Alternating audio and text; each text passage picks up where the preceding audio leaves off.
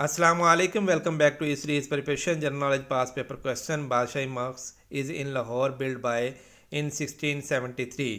ये सवालात पीपीएससी के इम्तिहान में 2023 में पूछे गए हैं कि बादशाही मस्जिद लाहौर में जो वाक़या है वो किस बादशाह ने बनाई थी। इसका जवाब है औरंगज़ेब। औरंगज़ेब जो थे वो छठे मुग़ल शहनशाह थे और उन्होंने ये मस्जिद 1671 में तामीर इसकी शुरू करवाई और 1673 में इसकी तमीर मुकम्मल हुई।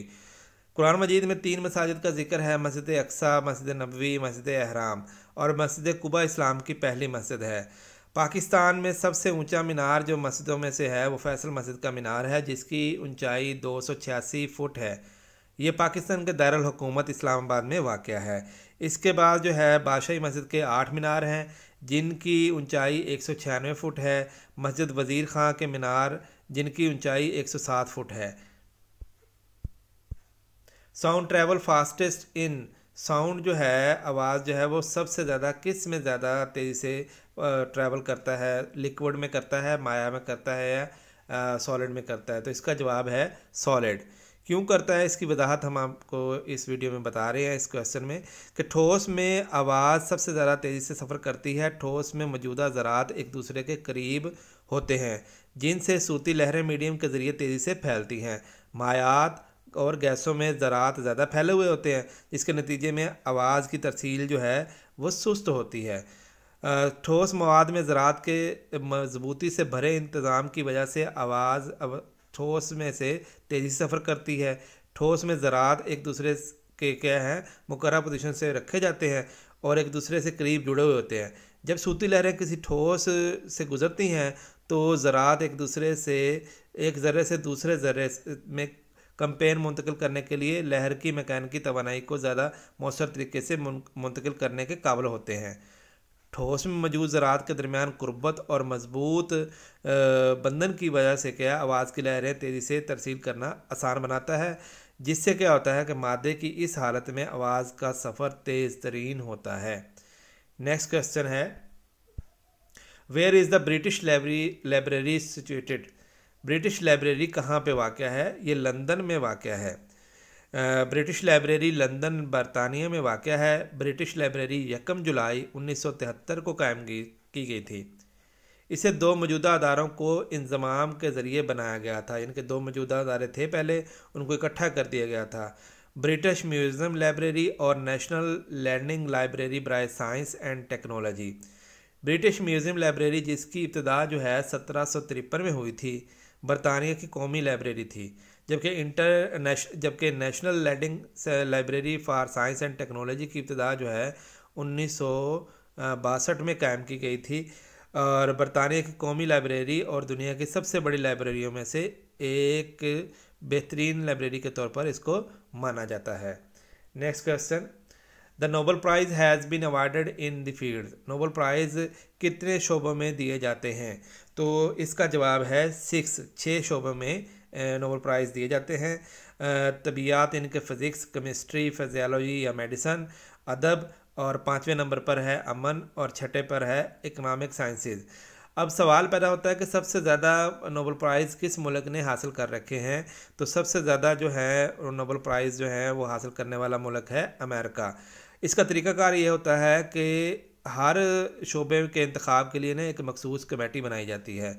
सबसे ज़्यादा जो नोबल प्राइज़ हासिल किए हैं वो अमेरिका ने हासिल किए हैं, जिसकी तादाद तकरीबन 400 है।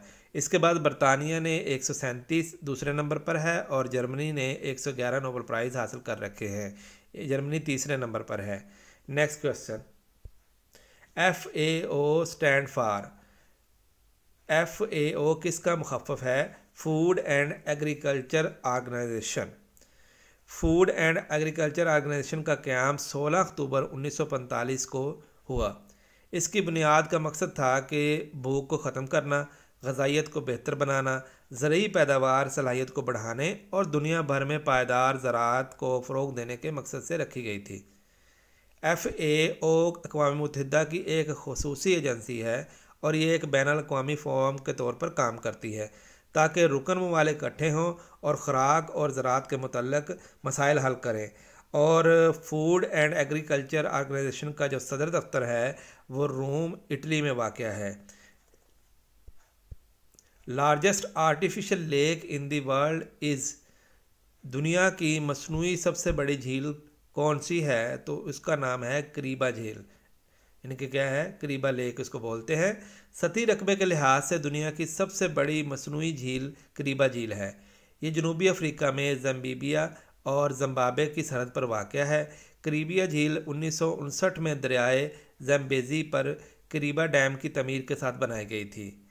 डैम से बनने वाला ज़खायर तकरीबन 5400 किलोमीटर मुरबा किलोमीटर 2100 मुरबा मील के रकबे पर मुहित है और इसकी ज़्यादा से ज़्यादा गहराई तकरीबन 97 मीटर 318 फुट है। करीबा झील ना सिर्फ हाइड्रोलिक पावर के लिए एक अहम ज़रिए के तौर पर काम करती है, बल्कि आबपाशी के लिए भी पानी मुहैया करती है और एक मशहूर सियाहती मकाम भी है।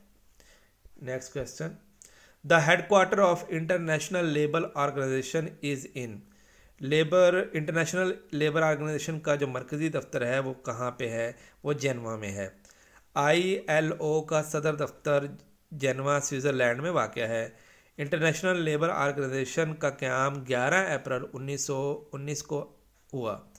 इससे पहली जंग अज़ीम के बाद रसाई के माहदे के एक हिस्से के तौर पर बनाया गया था, जिसका मकसद क्या था कि दुनिया भर में समाजी इंसाफ को फ़रोग़ देना और काम के हालात को बेहतर बनाना था। 1946 में ILO में अक़वाम मुत्तहिदा की पहली जो है एजेंसी बनी, यानी कि 1946 में इंटरनेशनल लेबर ऑर्गेनाइजेशन जो है वो अक़वाम मुत्तहिदा की पहली मखसूस खसूसी जो है एजेंसी बनी। इंटरनेशनल लेबर ऑर्गेनाइजेशन अक़वाम मुत्तहिदा की एक खसूसी एजेंसी है और समाजी इंसाफ और बैनुल अक़वामी सतह पर तस्लीम शुदा मज़दूरों के हकूक़ के फ़रोग़ के लिए क्या है, ज़िम्मेदार है। Next question, apple tower is located in which country, apple tower जो है वो किस मुल्क में वाक़या है? इसका जवाब है जी फ़्रांस में। ये दारुल हुकूमत पेरिस में एक मशहूर जगह है और इसकी कंस्ट्रक्शन जो है वो 28 जनवरी 1887 को स्टार्ट हुई और पब्लिक के लिए ये जो ओपन हुआ था वह 31 मार्च 1899 इनके 1889 को ये पब्लिक के लिए ओपन हो गया था और इसके बाद ये दुनिया की सबसे बड़ी मशहूर और काबिल शनाख्त ढांचे के तौर पर सामने आया। एफल टावर की अगर हम लंबाई की बात करें तो इसके एंटीना समेत तकरीबन 330 मीटर 1083 फुट है। जब ये मुकम्मल हुआ ना 1899 में, तो इस 1889 में तो उसने 1930 में न्यूयॉर्क शहर में क्रिसल बिल्डिंग की तकमील तक दुनिया की सबसे ऊंची इंसान साख्ता इमारत का रिकॉर्ड अपने नाम किए रखा था। 1930 के बाद ये जो है ये दुनिया की बुलंद तरीन इमारत नहीं रही थी। अब सवाल पैदा होता है कि 2023 में दुनिया की बुलंद तरीन इमारत कौन सी है? दुनिया की बुलंद तरीन इमारत बुर्ज खलीफा है। बुर्ज खलीफा दुबई मुत्तहिदा अरब अमारात में वाक़या है। ये 828 मीटर 2717 फुट की बुलंदी पर खड़ी है। इसकी 163 मंजिलें हैं।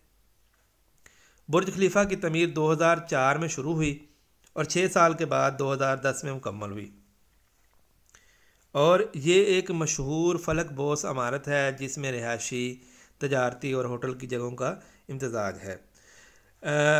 2023 तक जो है सबसे जो दूसरी बुलंद तरीन जो इमारत थी वो शंघाई टावर थी, जो लेकिन अब क्या हुआ कि 2023 में 9 जून 2023 में एक वारसन मेडेका टावर जो है वो मुकम्मल हुआ है और अब वो दूसरी बुलंद तरीन इमारत बन गई है और इसकी हाइट जो है वो 679 यानी कि 679 मीटर है और इसके जो फ्लोर है वो 118 है और ये पब्लिक के लिए जो ओपन हुई है वो 2 जुलाई 2023 को हुई है और इसकी जो कंस्ट्रक्शन शुरू हुई थी और इनके ओपनिंग हुई है और कंप्लीट ये हुई थी 9 जून 2023 को और ये कोलालमपुर मलेशिया में ये वाक़या है और इसकी कंस्ट्रक्शन जो स्टार्ट हुई थी अगस्त 2017 को स्टार्ट हुई थी यानी कि अब ये जो है वेरिसन मार्किडा टावर जो है दुनिया का दूसरा बुलंद तरीन टावर बन चुका है। और दुनिया की जो पहले दूसरे नंबर पर थी, अब वो तीसरे नंबर पर बुलंद तरीन इमारत जो है वो शंघाई टावर है। शंघाई टावर की जो लंबाई है वो 632 मीटर यानी कि 2073 फुट की बुलंदी पर है और इसकी 128 मंजिलें हैं। जबकि मर्किडा जो टावर है उसकी लंबाई जो है मैं आपसे पहले जिक्र कर चुका हूँ कि उसकी लंबाई 828 मीटर है और शंघाई टावर की लंबाई जो है वो 632 मीटर है। और शंघाई टावर की तमीर 2008 में शुरू हुई थी और 2016 में बाज़ाब्ता तौर पर आवाम के लिए ये खोल दी गई थी। इसके साथ साथ जो है पाकिस्तान का जो सबसे बड़ा टावर है वो बहरिया आइकॉन टावर है और ये पाकिस्तान में क्लिफ्टन की समुंदर किनारे म्यूनसिपलिटी में एक फलक अबोस इमारत है और इसमें 62 मंजिलें हैं जिसकी बुलंदी 273 मीटर है। ये पाकिस्तान की बुलंद तरीन इमारत और जनूबी एशिया की बुलंद तरीन इमारतों में से एक है। ये जो है इसकी कंस्ट्रक्शन जो स्टार्ट हुई थी बहरिया आइकॉन टावर की 2009 में स्टार्ट हुई थी और ये ओपन हुई है मार्च 2023 में आवाम के लिए और इसके मालिक हैं बहरिया टाउन वाले और इसमें पार्किंग की स्पेस जो है तकरीबन 1700 है। तो डियर स्टूडेंट, अगर आपको हमारी ये वीडियो अच्छी लगी है तो आप उन तमाम स्टूडेंट तक ये वीडियो पहुंचाएं जो ऑल कम्पिटिटिव एग्ज़ाम की तैयारी कर रहे हैं। अगर आपको ये वीडियो अच्छी लगी है तो इस वीडियो को लाइक करें, सब्सक्राइब करें, कमेंट करें और फॉरवर्ड करें। अपना ख्याल रखिएगा। अल्लाह हाफिज़।